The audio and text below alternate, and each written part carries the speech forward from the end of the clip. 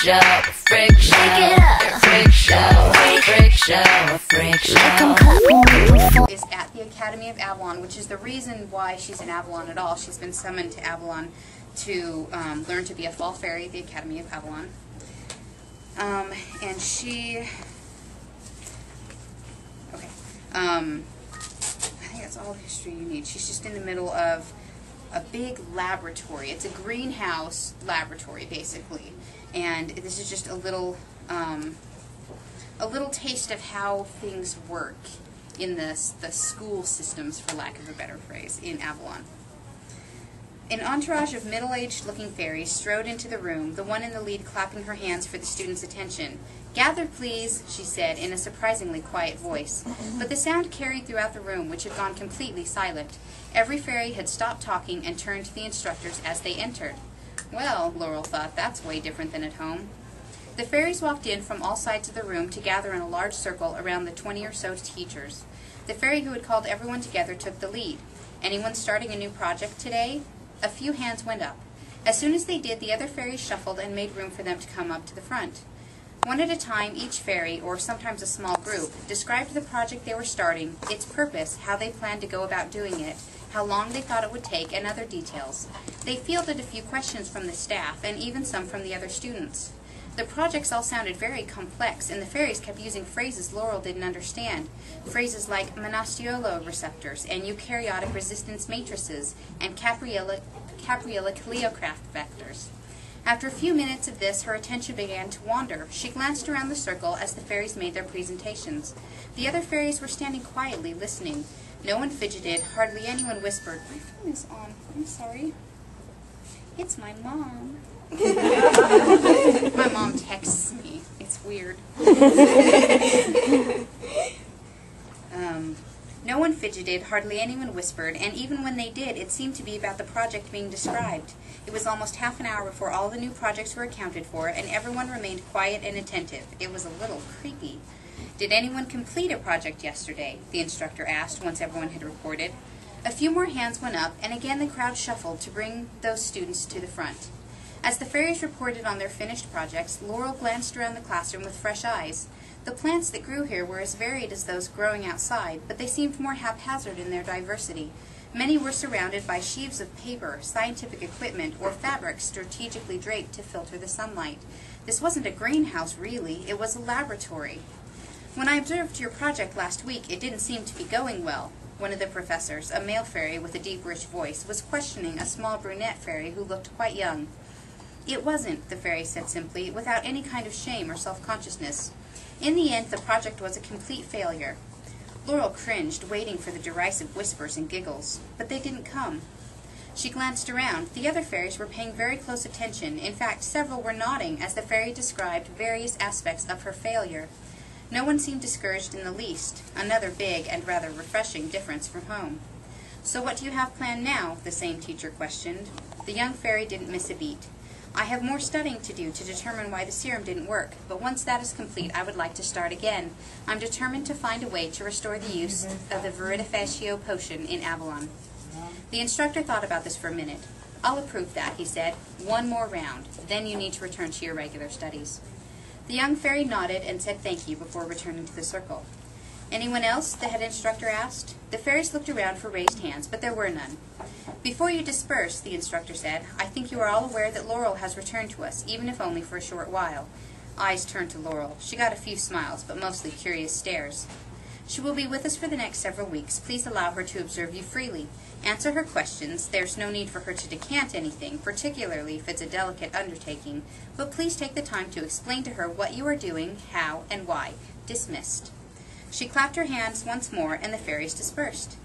"What now?" Laurel whispered to Katya. The buzz of conversation had returned to the room, but whispering still felt appropriate to Laurel after the silence of the last hour.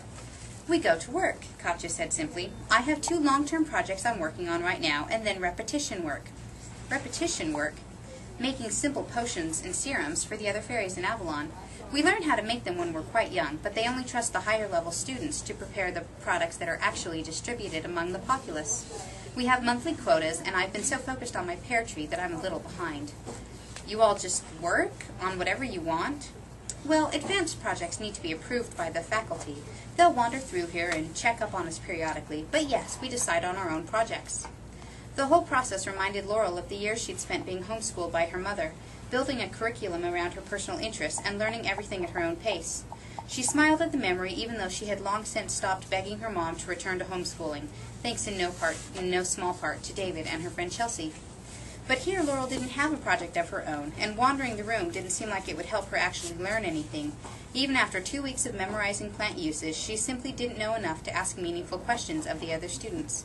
So she was relieved when she saw a familiar face enter the room, an emotion she had doubted she would ever feel upon seeing the stern face of Yardley, the fundamentals instructor.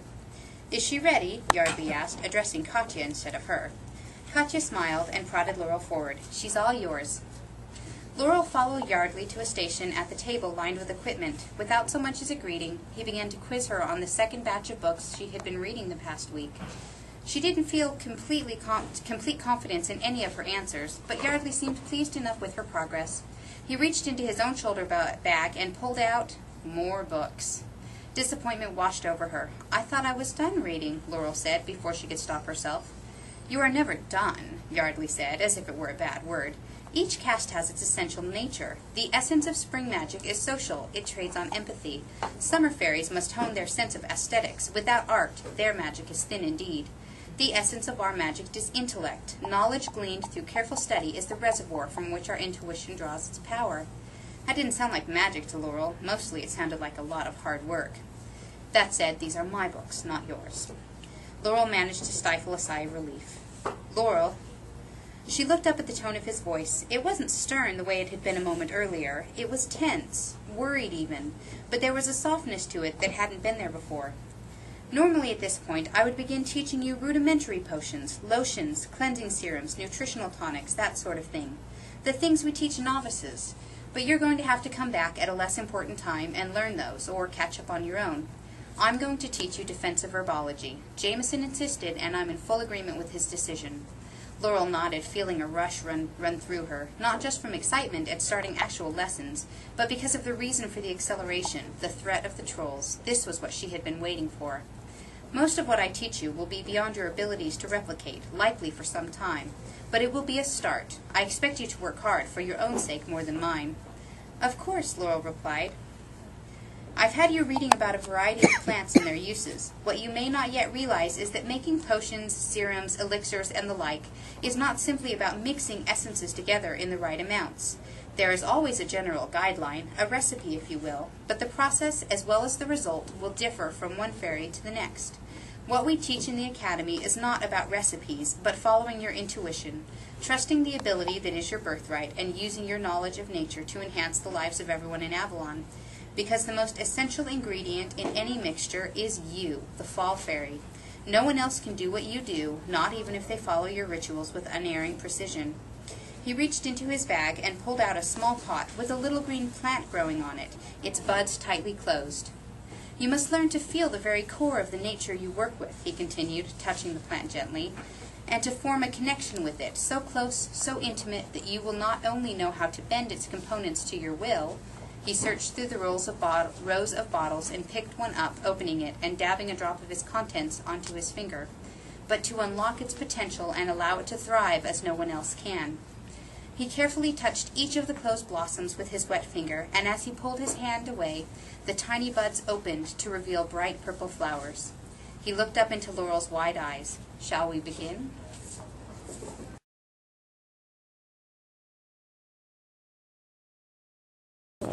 Happy reading!